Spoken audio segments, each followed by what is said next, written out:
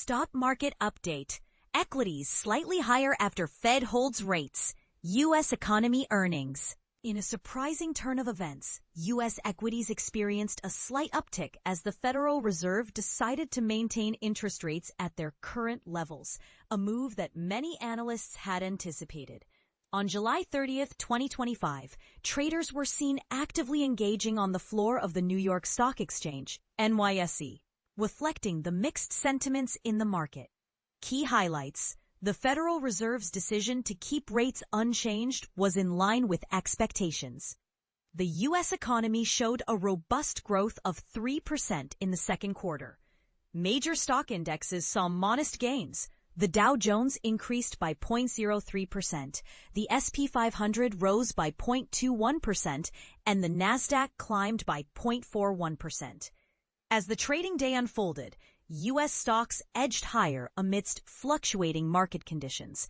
Investors were keenly analyzing remarks made by Federal Reserve Chair Jerome Powell, searching for clues regarding potential future reductions in borrowing costs. The central bank's statement highlighted that the unemployment rate remains low and labor market conditions remain solid. Inflation remains somewhat elevated. Despite a split decision among the governors, with two dissenting voices, leaving many wondering when a rate cut might actually occur. Powers further speculated on Powell's approach, stating, "If I were Powell, I don't know how much he thinks about his legacy, but I think he's going to err on the side of probably being too late to cut rates here on his way out, rather than risk any flare-up just as he's heading off into the sunset."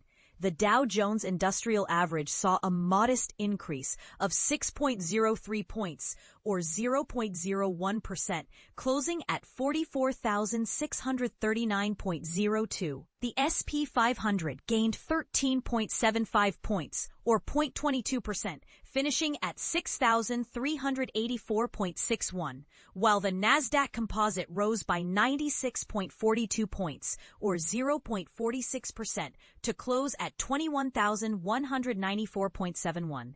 Investors were particularly focused on Powell's comments following the Fed's statement, looking for any indications of future policy shifts, especially as the central bank faces political pressures from the White House and assesses the impact of tariffs on inflation. Current data suggests that traders are estimating a 68% likelihood of a rate cut in September, an increase from the previous 60% before the Fed's announcement. In addition, the ADP employment report revealed that private payrolls increased by 104,000 in July, surpassing the forecast of 75,000, adding to the string of labor market data released this week ahead of Friday's government payrolls report. Investors are also eagerly awaiting earnings reports from several major companies this week, including Microsoft and Meta Platforms, which are set to announce their results after the market closes. Meanwhile, Amazon and Apple are scheduled to report on Thursday.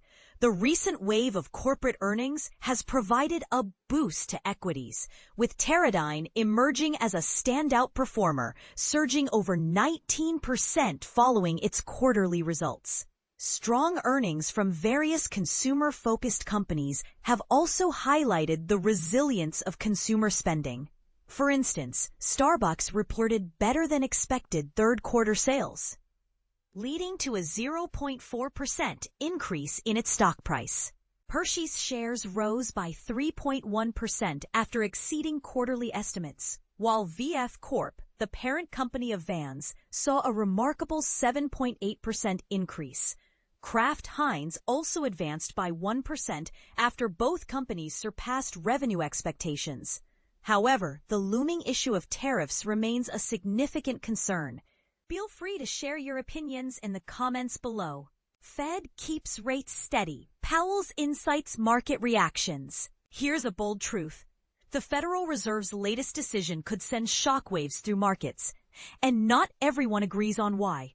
While the Fed chose to maintain its tight monetary policy stance on Wednesday, two key members pushed back, hinting at a brewing divide. Meanwhile, the S&P 500 dipped as Chairman Jerome Powell delivered a message: don't expect quick relief from high rates. And here's where it gets controversial. Two dissenters who support rate cuts were actually appointed by President Trump.